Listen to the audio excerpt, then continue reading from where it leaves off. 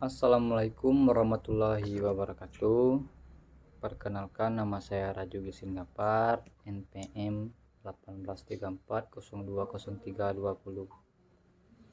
Pada kesempatan kali ini saya akan menjabarkan atau menjelaskan materi upaya meningkatkan kualitas sumber daya manusia melalui interaksi positif dengan lingkungan. Penduduk sebagai sumber daya manusia diharapkan dapat merupakan modal dasar bagi pembangunan.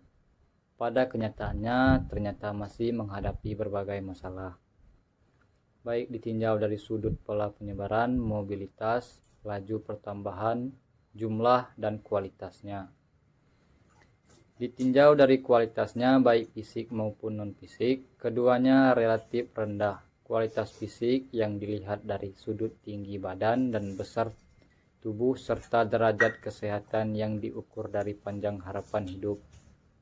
Saat ini rata-rata 62 tahun, relatif masih rendah.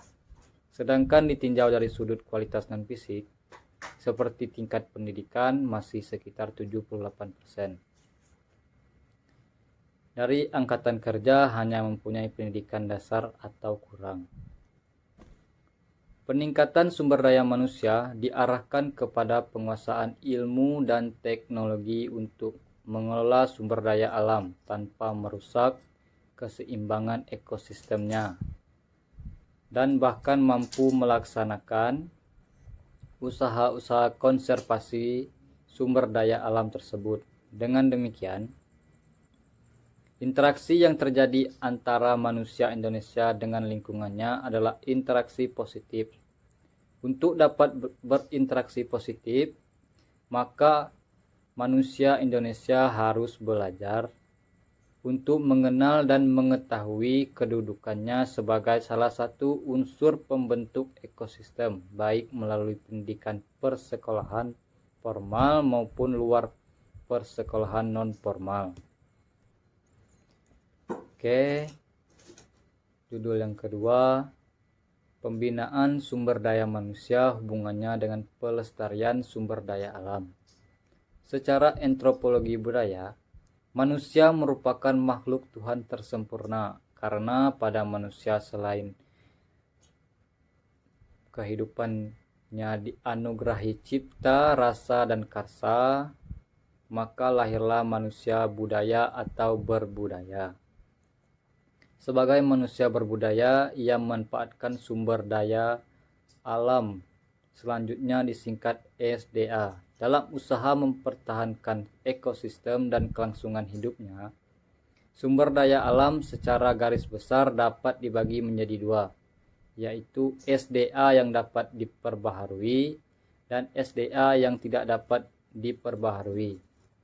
Mengenai SDA yang tidak dapat diperbaharui, terdiri dari berbagai benda alam dan hasil tambang yang terkandung di dalam tanah. Sedangkan SDA yang tidak dapat diperbaharui merupakan sumber alam hayati yang dapat diusahakan dan dibudayakan sehingga dapat berkembang dengan baik.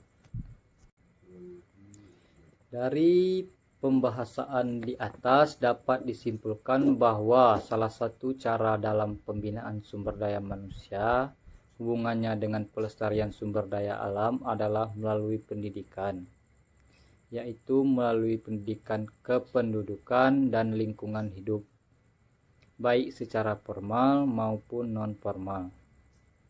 Dalam pendidikan kependudukan dan lingkungan hidup, perlu adanya kegiatan-kegiatan yang sifatnya untuk memberikan informasi kepada masyarakat, mengkaji cara penyampaian kepada anak didik atau peserta didik, lebih-lebih dalam pendekatan non-formal sehingga masyarakat betul-betul mengerti pengertian SDA, manfaat bagi kehidupan manusia, serta akibat yang akan menimpa pada diri manusia jika terjadi kekurangan akan SDA.